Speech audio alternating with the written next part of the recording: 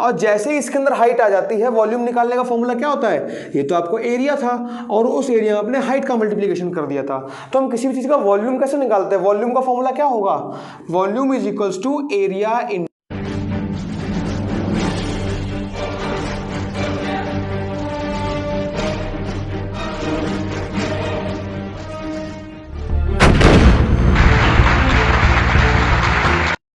जय हिंद बच्चों। पहले तो आप सभी को आर्मी डे की बहुत बहुत शुभकामनाएं। आज आपको पता होगा आज इंडियन आर्मी डे है, 15 जनवरी को होता है, जो हमारे फील्ड मार्शल एम करियप्पा के वजह से मनाया जाता है। चलिए वो तो हम एक अलग टॉपिक पर डिस्कस करेंगे, एक अलग वीडियोस की क्रिएट करेंगे। आज हम एक टॉपिक डिस्कस करने वाले हैं। ये टॉपिक है मैकेनिकल प्रॉपर्टीज ऑफ फ्लूइड्स। इसको हम फ्लूइड स्टैटिक्स में पढ़ेंगे, समझाएंगे अभी क्या है ये चीज़। तो हमारा टॉपिक है mechanical properties of fluid. Fluid की मैकेनिकल प्रॉपर्टीज, फ्लूइड किस तरह से काम करता है, उसकी क्या क्वालिटी होती है, उसके क्या गुण होते हैं, हम वो समझेंगे इस चैप्टर में। तो इस चैप्टर को दो पार्ट में डिवाइड कर रखा है, एक फ्लूइड डायनामिक, एक फ्लूइड स्टैटिक। तो हम पढ़ेंगे फ्लूइड स्टैटिक। अभी देखेंगे हम फ्लूइड स्टैटिक क्या होता है, फ्लूइड डायनेमिक क्या होता है। ठीक है, तो इसमें हमारे पास कुछ टॉपिक हैं, आप एक बार इसको गो थ्रू हो लीजिए। पहला टॉपिक है फ्लूइड, फिर फ्लूइड थ्रस्ट, फिर प्रेशर, फिर fluid pressure, pressure due to a liquid column. तो ओवरऑल ये टॉपिक हम सारे डिस्कस करेंगे। तो मैकेनिकल समझते हो? मैकेनिकल मतलब किसी भी चीज की काम करने की क्या मैकेनिज्म है, वो किस तरह से काम करता है, इसी को हम बोलते हैं मैकेनिज्म। और जिसमें हमें ये प्रॉपर्टीज दिखाई पड़ती है वहां पर हम डिस्कस करते हैं मैकेनिकल प्रॉपर्टीज। ठीक है, तो फ्लूइड की क्या क्या मैकेनिकल प्रॉपर्टीज हो सकती हैं। अच्छा, इससे पहले हमारे पास फ्लूइड आगे लिखने को, आप मुझे सबसे पहले ये बताएंगे कि फ्लूइड होता क्या है। बताइए सर, किसी को पता हो तो फ्लूइड क्या होता है? आप बताइए फ्लूइड क्या होता है। चलिए, नहीं पता तो एक बार ध्यान देंगे। फ्लूइड क्या होता है? आपने कभी पानी देखा है? पानी रखो आप किसी प्लेट में, ठीक है, आपने नारियल रख दिया। अच्छा, जो नारियल आपने रखा है प्लेट में, क्या वो अपनी जगह चेंज कर रहा है? नहीं। पानी जगह चेंज कर रहा है? हाँ, ठीक है। फ्लूइड मतलब जो बहता है, वो चीज जो बहती है, वह चीज जो फोर्स लगाने पर बहती है, उसको हम फ्लूइड कहते हैं। तो क्या फ्लूइड में पानी आता है? लिक्विड आता है मतलब। ठीक है, जैसे हमारे पास वैसे मैटर कितने टाइप के होते हैं मेनली जो हम डिस्कस करते हैं? मैटर 3 होते हैं हमारे पास, सॉलिड, लिक्विड एंड गैस। तो आप मुझे बताइए फ्लूइड में से कौन कौन सा है? क्या सॉलिड है जो वो बहता है? नहीं। बाल्टी रखी हुई है, मग्गा रखा हुआ है, रोटी रखी हुई है, बह रही है? नहीं रह रही है, तो ये सर फ्लूइड नहीं है। ठीक। लिक्विड में आप कुछ भी कंसिडर करो, आप पानी कंसिडर करो, आप तेल कंसिडर करो, आप शहद कंसिडर करो, जो भी चीज लिक्विड है, तरल अवस्था में, जिसकी एक डेफिनेट शेप नहीं है, एक डेफिनेट वॉल्यूम नहीं है। एक लिक्विड में क्या होता है? एक डेफिनेट शेप होता है, लेकिन इनडेफिनेट शेप होता है और डेफिनेट वॉल्यूम होता है। कहने का मतलब क्या है? सॉलिड, लिक्विड, गैस, ये चीज आपने पढ़ी होगी। सॉलिड मतलब जिसका एक फिक्स शेप हो, वो चीज स्क्वायर में है तो स्क्वायर में रहेगी, और उसका फिक्स वॉल्यूम हो, उसको हम बोलते हैं सॉलिड। तो लिक्विड क्या होता है? IS, indefinite shape. क्या है? इसका शेप जो होता है वो इनडेफिनेट होता है। आपने लिक्विड को प्लेट में डाला, प्लेट का शेप ले लिया, ग्लास में डाला, ग्लास का शेप ले लिया, तो इसका शेप जो है, इसका जो शेप है वो एक पक्का नहीं है कि ग्लास में रखा तो ग्लास का होगा, थाली में रखा तो थाली में हो गया, तो इसका शेप कंफर्म नहीं होता। डेफिनेट वॉल्यूम इसका डेफिनेट होता है। अगर आप वही फॉर्मूले से अगर आप वॉल्यूम निकालो, जितना ग्लास में पानी आएगा उतना ही पानी थाली में आएगा, अलग से पानी एक्स्ट्रा नहीं ऐड नहीं हो जाएगा। लेकिन जब हम गैस की बात करते हैं तो गैस क्या होता है? इनडेफिनेट शेप और इनडेफिनेट वॉल्यूम। सॉलिड में क्या था? Definite shape, definite volume. तो आपको सॉलिड लिक्विड गैस पता चल गई होगी। अच्छा, क्योंकि इन दोनों के जो शेप होते हैं वो इनडेफिनेट होते हैं, इन दोनों के शेप इनडेफिनेट होते हैं, इसलिए इनमें आने वाले जितनी भी चीजें हैं वो सब बहती हैं। इन दोनों में, लिक्विड और गैस में आने वाली हर चीज़ बहती है। आपने धुआं देखा होगा, धुआं निकल रहा है तो वो देखो, अगर उस धुएं को आप गुब्बारे के अंदर भर दो तो उसने गुब्बारे का शेप ले लिया और उसका वॉल्यूम भी कम हो गया। उस धुएं को आप बंद कमरे में छोड़ दो तो उसने बंद कमरे का एक शेप ले लिया, बहुत बड़ा शेप ले लिया और वॉल्यूम भी उतने में फैल गया। कोई गैस होती है वो कंप्रेस हो सकती है, ठीक है। तो जो गैस है उसका इंडेफिनिट वॉल्यूम होता है। कहने का मतलब यहाँ पर ये है, कंक्लूजन ये निकला कि जो लिक्विड है और जो गैस है ये दोनों क्या करते हैं, बहते हैं। तो ये क्या हो जाएंगे, फ्लूइड। तो अगर आपसे बोल दिया जाए कि फ्लूइड कौन कौन से हैं, तो लिक्विड और गैस दोनों एक तरह से फ्लूइड होते हैं। तो समझ में आया फ्लूइड क्या होते हैं। इसका हम एग्जांपल ले सकते हैं। लिक्विड में क्या एग्जांपल है इसका, फ्लूइड का, इसका एग्जांपल है वाटर, बिल्कुल है एग्जांपल वाटर। इसका एक और एग्जांपल ले लो, ऑयल, ठीक है। अब आप देखो गैस में फ्लूइड का एग्जांपल, अरे भाई है ना बहुत सारी गैसें, आप कोई भी ले लो, नाइट्रोजन गैस ले लो, आप ऑक्सीजन गैस ले लो, आप हाइड्रोजन गैस ले लो, सारे ये सभी एग्जाम्पल फ्लूइड के हैं। तो फ्लूइड आपको समझ में क्या आया, फ्लूइड वो होता है जिस पर फोर्स लगाने पर वो बहना स्टार्ट कर दे। आपने मार्कर रखा, आपने उस पर फोर्स लगा, क्या बह रहा है, नहीं बह रहा, तो ये फ्लूइड नहीं है। जिस पर हमने फोर्स लगाया और वो बहना स्टार्ट कर, दैट इज कॉल्ड फ्लूइड, ठीक है। नेक्स्ट टॉपिक है फ्लूइड थ्रस्ट। अच्छा, थ्रस्ट क्या होता है, थ्रस्ट मतलब क्या होता है, जैसे मैंने एक बुक उठाई, मैं एक बुक उठाता हूं और मैंने ये मार्कर इसके ऊपर रख दिया, इस बुक के ऊपर, तो इस पर ये मार्कर कोई वेट क्रिएट कर रहा है इस पर, आप बोलोगे नहीं सर कर रहा है। अगर कर ना रहा हो तो इसको दो ईंट रख के देखो, इसको और आपने दो एक के बाद एक ईंट रख दी, या मैंने हाथ पर इस बुक को रख दिया, अब ये बुक हाथ पर एक वेट क्रिएट कर रही है, हाँ कर रही है। तो जो बुक है वो मेरे हाथ पर जितना भी फोर्स अप्लाई कर रही है वो इसका क्या हम मानेंगे, थ्रस्ट। और यही फोर्स जब लिक्विड के द्वारा अप्लाई हो उसको हम क्या बोलते हैं, फ्लूइड का थ्रस्ट। समझ में आया।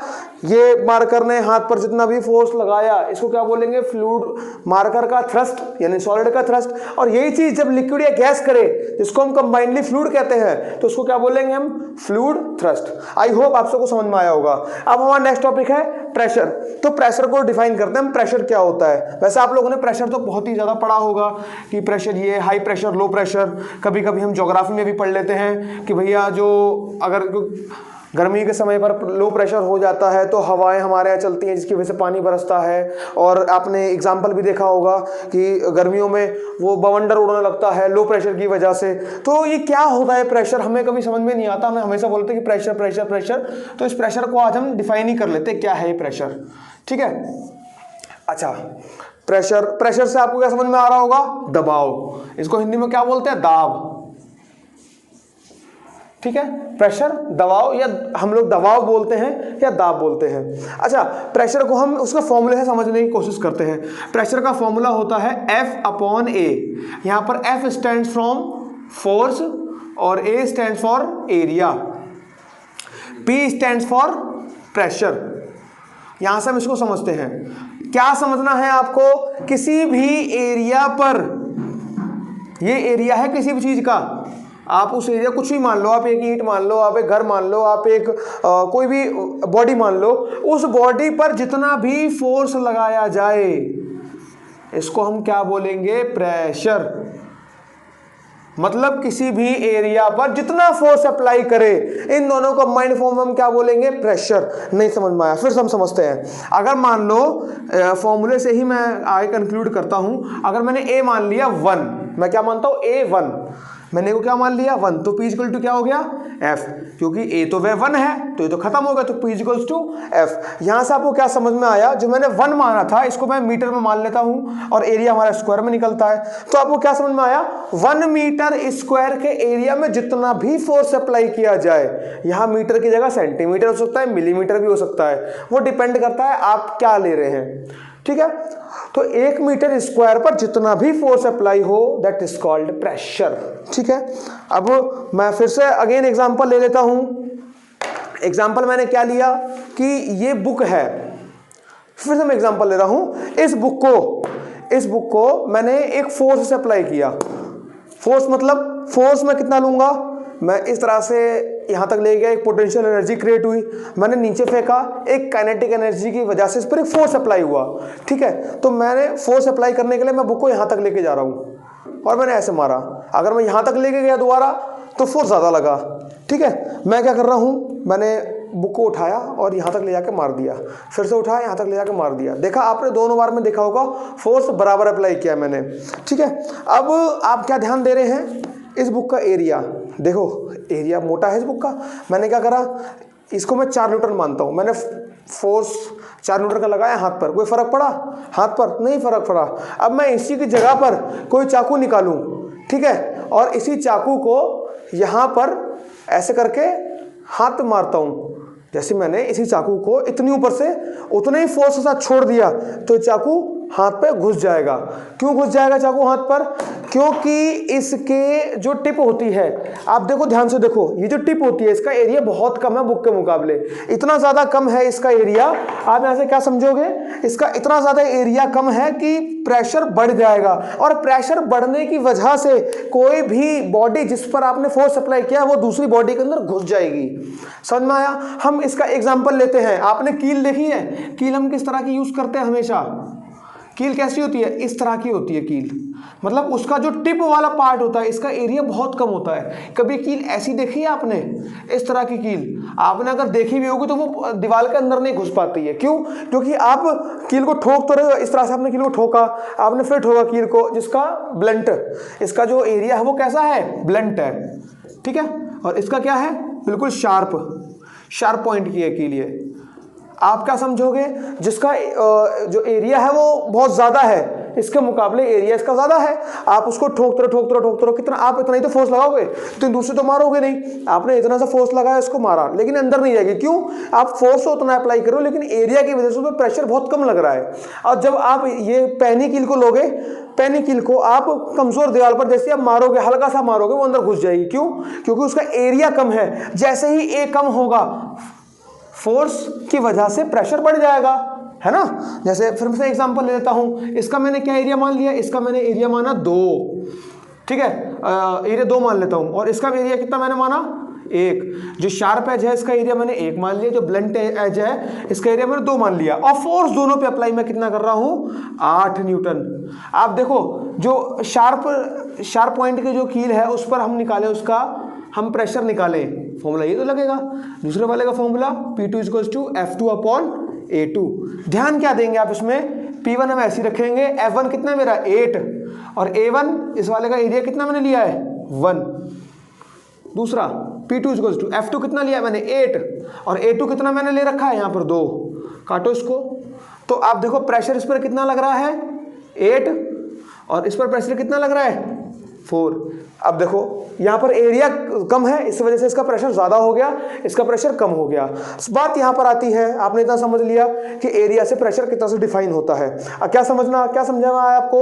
1 मीटर स्क्वायर पर जितना भी हम फोर्स अप्लाई कर, that is called our pressure. अच्छा, प्रेशर की कुछ यूनिट भी होती है? हाँ जी, प्रेशर की यूनिट होती है, क्योंकि फोर्स की यूनिट क्या होती है? न्यूटन, और एरिया की यूनिट क्या होती है? Metre square. तो हम इसको कंबाइंड फॉर्म में क्या बोल सकते हैं? न्यूटन मीटर स्क्वायर, ठीक है। अब प्रेशर के बारे में कुछ एक ब्लेस पास्कल नाम के साइंटिस्ट थे, इन्होंने कुछ रिसर्च की थी, बताएंगे अभी आगे डिस्कस करेंगे। तो इसलिए हम प्रेशर को पास्कल के फॉर्म में भी डिफाइन करते हैं, इसकी यूनिट पास्कल भी होती है। तो प्रेशर की क्या यूनिट हो गई? न्यूटन मीटर स्क्वायर भी होती है, न्यूटन पर मीटर स्क्वायर होती है ना, या न्यूटन मीटर स्क्वायर में इनवर्स लगा दो, यहाँ पर आप स्क्वायर को ऊपर लेके आ जाओ तो -2 हो जाएगा। तो आप ये भी लिख सकते हो, न्यूटन मीटर माइनस का स्क्वायर होता है, या इसकी यूनिट पास्कल भी ले सकते हो। तो इतना प्रेशर, आई होप आपको समझ में आया होगा कि प्रेशर क्या होता है, क्या किस तरह से डिफाइन होता है। समझ में आया? ठीक है, अब हम इसके आगे चीज़ों को डिस्कस करते हैं और चीज़ें इस बारे में बताते हैं कि किस तरह से ये जो प्रेशर होता है वो किस तरह से और काम करता है। जैसे आप तो स्कूल जाते हैं, स्कूल जाते टाइम पर आपने क्या नोटिस किया होगा कि आपके जो बैग होते हैं उनकी जो बद्दी होती हैं, ठीक है, वो मोटी होती हैं, ठीक है। अगर इसी की जगह आपकी जो बैग की जो स्ट्रिप होती है ये अगर मोटी ना होकर पतली हो तो क्या हो जाएगा? पतली होने से उसका एरिया कम हो जाएगा, एरिया कम होने की वजह से उसका प्रेशर ज़्यादा बढ़ जाएगा, और प्रेशर ज़्यादा बढ़ने की वजह से वो आपकी बॉडी में घुस जाएंगी और आपको दर्द होगा, फाइनली आपको हर्ट होगा, आपको खून निकलेगा और आपको प्रॉब्लम क्रिएट होगी। तो इस प्रॉब्लम क्रिएट ना होने की वजह से उन्होंने क्या करा, जो बैग की बद्दी होती है, स्ट्रिप होती है जिसको हम टांगते हैं ऐसे करके, तो वो चौड़ी बनाई है, ठीक है, कंफर्टेबल फील कराने के लिए। तो यहाँ पर भी प्रेशर अप्लाई हुआ है, यहाँ पर भी साइंस है, कहते हैं ना साइंस इज अ मैजिक, ठीक है। और भी हम प्रेशर बहुत जगह अप्लाई करते हैं, आपने देखा होगा। अगर एक एग्जांपल बता दूं मैं आपको, एग्जांपल एग्जांपल क्या है, सपोज एक ट्रक है, उसके नीचे साइकिल का टायर लगा दिया जाए, किसका, साइकिल का, तो क्या होगा उसके साथ, वो टायर फट जाएगा। क्यों फट जाएगा उसका टायर, क्योंकि उस पर फोर्स बहुत ज्यादा अप्लाई हो रहा है और उसका एरिया बहुत कम है, प्रेशर ज्यादा हो गया, टायर फट जाएगा। उसी की जगह आपने देखा होगा ट्रक में 2 पहिए, स्टार्टिंग में 2 पहिए, इधर 2 पहिए, पीछे 2 पहिए, इधर 2 पहिए लगे होते हैं। क्योंकि ट्रक में जो वजन होता है बहुत ज्यादा होता है और ज्यादा एरिया की वजह से उस पर प्रेशर कम अप्लाई हो पाता है, टायर कम फटता है। यहां पर समझ में आया। अच्छा, एक और एग्जांपल, गांव में देखा होगा, नल चलाते हैं हम लोग, नल चलाया, पानी भरा। अच्छा, पानी भरते टाइम पर देखो आप, बड़ी सी भी बाल्टी हो, आप उसको उठाओ, उसका एक कड़ा होता है, जो बाल्टी होती है ना, ऐसे ये बाल्टी है आपकी अगर, ठीक है, तो उसमें ऐसे कुंडा सा लगा होता है, इस कुंडे में यहां पर देखना कुछ लगा होता है, ध्यान से अगर आप देखेंगे तो, ठीक है। ये अगर कुंडा आपका लोहे का है या जिस भी चीज का बना हुआ है, आप उसको पकड़ेंगे ना, अगर थोड़ी दूर ले जाएंगे तो आपको क्या फील होगा, इसका एरिया बहुत कम है और आप, क्योंकि इसमें पानी भरा हुआ है, तो पानी के अंदर एटम है, तो एटम है तो ये मैटर है, और मैटर है तो W=mg के फॉर्मूले से आप देखो इसमें कुछ ना कुछ तो वजन अवेलेबल है। जब इसमें वजन अवेलेबल और ग्रेविटी उसको नीचे खींच रही है, आपको ग्रेविटी के अगेंस्ट उसको उठाने के लिए कुछ फोर्स लगाना पड़ेगा, और उस फोर्स की वजह से आपके पास क्या क्रिएट होगा, एक प्रेशर क्रिएट होगा, और वो प्रेशर बहुत ज्यादा होगा क्योंकि यहां पर एरिया बहुत ही कम है, यहां पर प्रेशर ही क्रिएट होगा। अब आप उसको उठा रहे, थोड़ी दूर चलते हो तो क्या हो जाएगा, कुछ समय बाद आपके हाथों में लकीरें बन जाएंगी। तो उसको हम कम करने के लिए क्या करते हैं, कभी कभी उस कुंडे में कपड़े लपेट लेते हैं, कभी कभी कुंडा प्लास्टिक का आता है, ये चीजें होती है ताकि प्रेशर कम अप्लाई करे। अगर आपको नहीं विश्वास हो रहा, आप क्या करना, कुंडा ऐसा पतले धार वाला कुंडा लेना, इसको अप्लाई करके फिर लेके जाना, आपको उंगली का मिलेंगे साहब। तो यहां पर हम प्रेशर से खेलते हैं। समझ में आया कि ये प्रेशर क्या है। अब ये तो प्रेशर है, सब कंबाइंड है। अब हम यहां पर डिस्कस करेंगे फ्लूइड किस तरह से प्रेशर अप्लाई करता है। फ्लूइड भी तो प्रेशर अप्लाई करता है ना, हम वही चीज यहां पर डिस्कस करेंगे, ठीक है। नेक्स्ट टॉपिक है अपना फ्लूइड प्रेशर। ठीक है। प्रेशर नाम से समझ में आ रहा होगा, वो प्रेशर जो फ्लूइड के द्वारा अप्लाई हो, that is called fluid pressure. अच्छा, इसमें एक चीज और समझ में आती है, इसमें डायनेमिक और स्टैटिक का भी सीन होता है। क्या होता है, आप क्या देखो, यहाँ पे मैंने लिख रखा है मैकेनिकल प्रॉपर्टीज ऑफ फ्लूइड, यानी फ्लूइड स्टैटिक। जब आपका फ्लूइड रेस्ट पर हो, आपने ग्लास में पानी रख दिया है, अब उस टाइम में पानी हिल रहा होगा, तो उस टाइम पर जो उसके अंदर प्रॉपर्टीज काम कर रही होंगी वो बिल्कुल डिफरेंट होंगी। उस टाइम पर जो उसमें प्रेशर अप्लाई होगा वो बिल्कुल डिफरेंट होगा, उसके रूल्स कुछ अलग होते हैं। और जब फ्लूइड रेस्ट पर होता है तो उसकी चीजें बिल्कुल अलग होती हैं। तो स्टैटिक मतलब होता है रेस्ट, यानी जब फ्लूइड रेस्ट पर होता है, ये जिस भी हम सब्जेक्ट में पढ़ते हैं उसको हम बोलते हैं फ्लूइड स्टैटिक। जैसे हम केमिकल चीजें जिसमें पढ़ते हैं उसको क्या बोलते हैं, केमिस्ट्री। हम मैथमेटिकल चीजें जिसमें हम पढ़ते हैं, लॉजिकल चीजें पढ़ते हैं, उसको हम बोलते हैं मैथमेटिक्स। हम जीव जंतु से बड़ी जुड़ी चीजें जिसमें पढ़ते हैं उसको हम क्या बोलते हैं, बायोलॉजी, है ना। हम पेड़ पौधों से जुड़ी चीजें जिसमें पढ़ते हैं उसको बोलते हैं बॉटनी। जंतु होते हैं, बिल्कुल जानवर जो होते हैं, एनिमल्स होते हैं, ह्यूमन होते हैं, पढ़ते हैं, तब क्या होता है, जूलॉजी होता है। तो इसी तरह से अलग अलग पार्ट भी डिवाइड है। आप देखो, जब हम फ्लूइड को रेस्ट पर पढ़ते हैं तो उस सब्जेक्ट को हम क्या बोलते हैं, फ्लूइड स्टैटिक। और उसी जब वो फ्लूइड इन मोशन, जब वही फ्लूइड मोशन में होगा तो क्या सब्जेक्ट का नाम हो जाएगा, फ्लूइड डायनेमिक्स। नेक्स्ट हमारा टॉपिक, जो नेक्स्ट वीडियो होगी वो इसी के ऊपर होगी। आज हमने पूरा चैप्टर ये वाला खत्म करना है, तो हम फ्लूइड स्टैटिक पढ़ रहे हैं। इसके जब फ्लूइड स्टैटिक मतलब जब फ्लूइड रेस्ट पर हो, तब जो भी प्रेशर फ्लूइड के द्वारा अप्लाई हो उसको हम क्या बोलते हैं, फ्लूइड प्रेशर। आप इसकी डेफिनेशन भी लिख सकते हो, the normal force exerted by a fluid at the rest, that is called fluid pressure. Formula same है, P=F/A। ठीक है, जो 1 मीटर स्क्वायर एरिया पर फ्लूइड के द्वारा जितना भी प्रेशर लगाया जाए, बस कंडीशन ये होनी चाहिए कि फ्लूइड रेस्ट पर होना चाहिए, तो उसको हम क्या बोलते हैं, प्रेशर इन फ्लूइड, यानी फ्लूइड प्रेशर। ठीक है, इनकी कुछ यूनिट्स भी होती हैं, अभी आप समझोगे। कुछ यूनिट हम यहाँ पे भी डिफाइन करते हैं, 1 ATM, ठीक है, 1.013 × 10⁵ पास्कल, ये कुछ यूनिट है। ये 1 atm का मतलब क्या है कि एटमॉस्फेयर पानी पर जितना भी प्रेशर अप्लाई कर रहा है उसको हम क्या बोलते हैं, 1 एटमॉस्फेरिक प्रेशर, जो कि 1 इंटू 0.13 इंटू 10⁵ पास्कल के बराबर होता है। हम टॉर और बार, इसमें बहुत सारी चीज़ें होती हैं, वो भी पढ़ेंगे आगे समय के साथ धीरे धीरे। लेकिन अभी आपको इतना समझना है, वो प्रेशर जो किसी फ्लूइड के द्वारा लगाया जाए that is called fluid pressure. ठीक है, यहाँ पर 1 atm की बात बता दी मैंने आपको।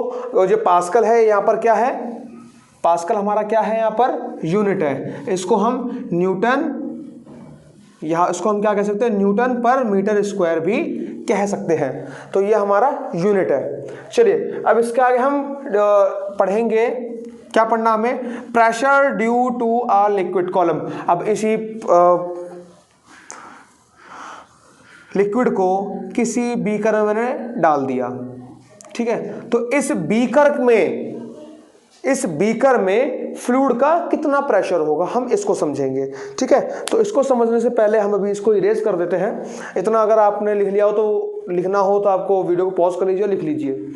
चलिए, आपने लिख लिया होगा, इसको हम हटाता हूँ, फिर हम समझते हैं। क्योंकि देखो मैंने बताया ना कि जो फ्लूइड अलग अलग पोजीशन में अलग अलग प्रेशर अप्लाई करेगा, तो इसको हम डेरिवेट करेंगे। ये हमारा एक डेरिवेशन है, वही चीज़ हम करते हैं।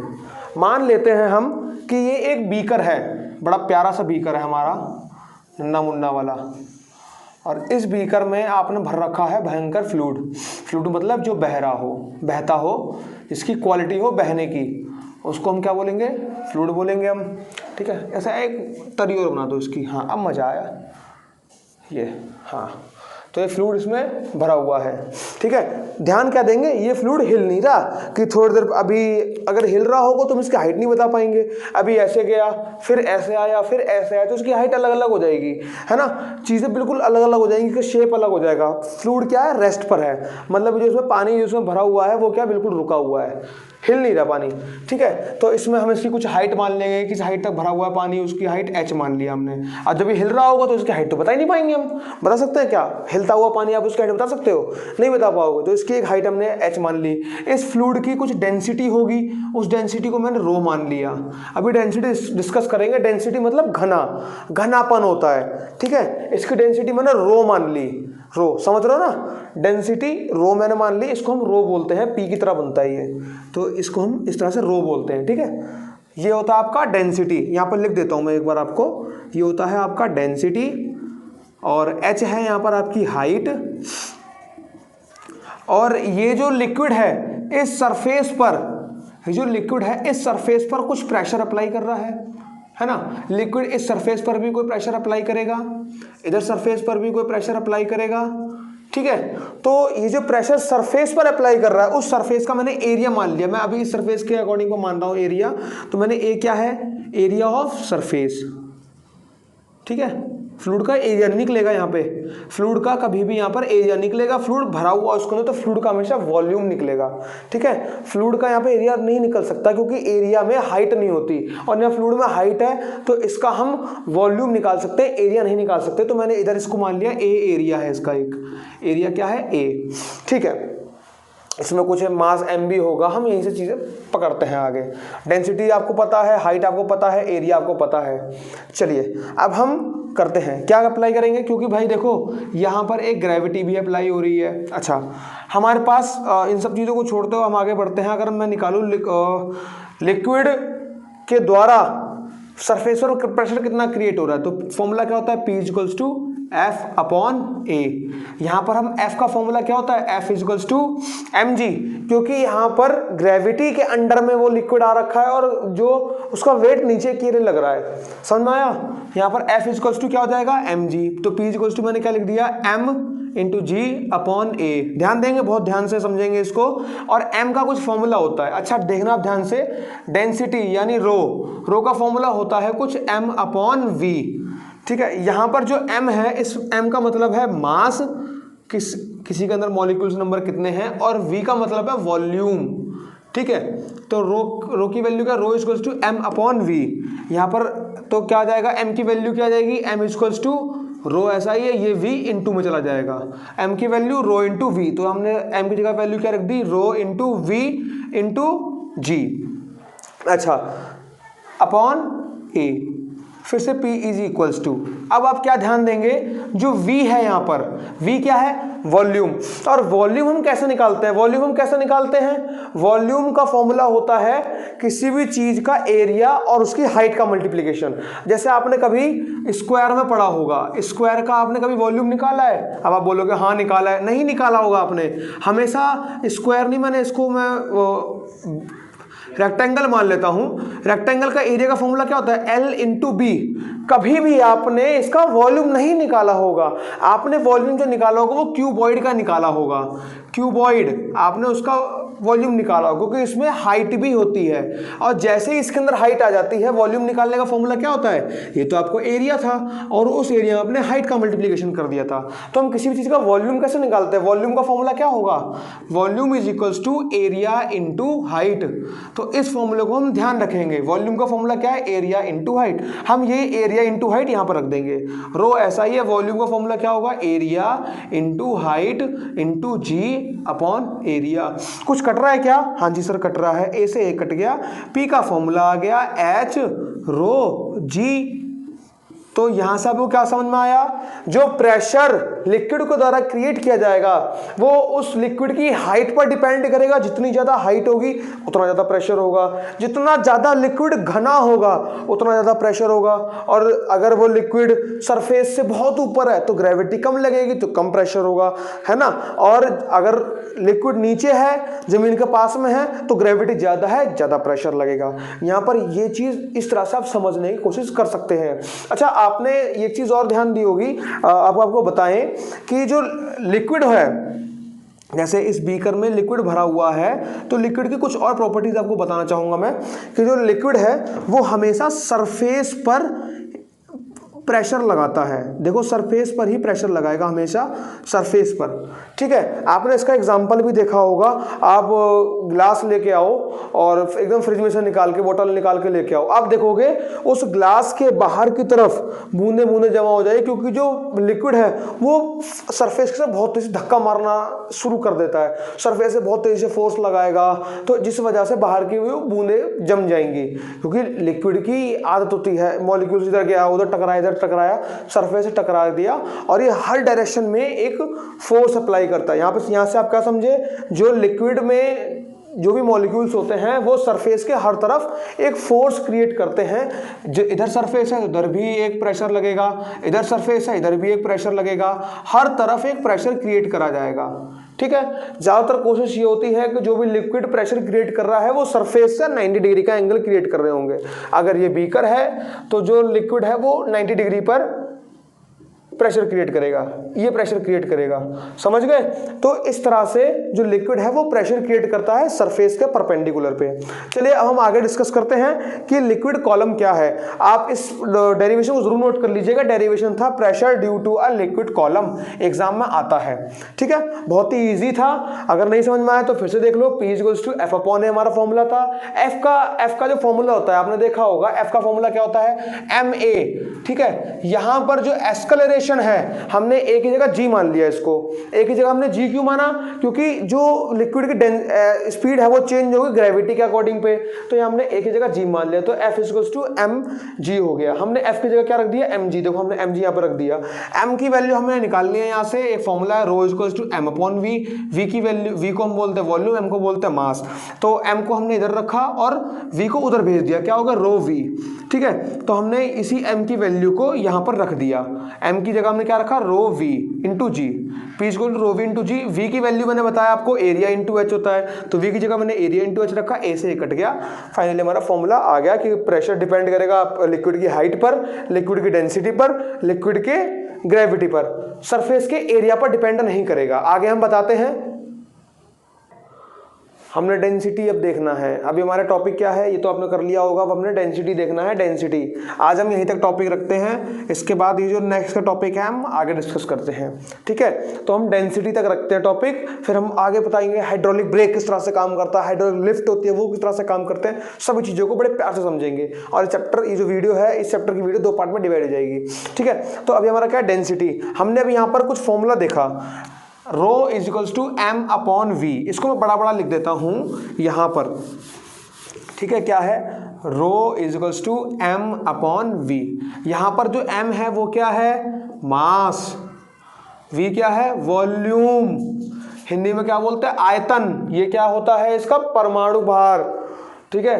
तो ये क्या है, रो, इसका रो क्या है, इसका घनत्व, ठीक है। रो क्या हो गया आपकी डेंसिटी। डेंसिटी का फॉर्मूला क्या है, एम अपॉन वी। क्या समझोगे, इस वी को मैंने 1 मीटर क्यूब मान लिया, मतलब 1 मीटर क्यूब पर, 1 मीटर क्यूब पर जितना भी एम, जितना भी वजन हो, 1 मीटर क्यूब वाले जो वॉल्यूम वाले जो जगह है उस पर जितना भी एम हो, जितना भी वजन हो, उसको हम क्या बोलेंगे, उसकी डेंसिटी। कैसे, आप एक हाथ में इतना बड़ा कागज लो आप, ठीक है, और एक हाथ में इतना बड़ा पत्थर लो, कौन ज्यादा भारी लगेगा आपको, ये। क्योंकि आपको देखोगे इसके छोटे से एक वॉल्यूम वाले एरिया, आप वॉल्यूम ना मान के इसको एरिया भी कुछ दिन टाइम के लिए इमेजिन करो। इतनी छोटी सी जगह में इसके बहुत सारे मॉलिक्यूल्स होंगे,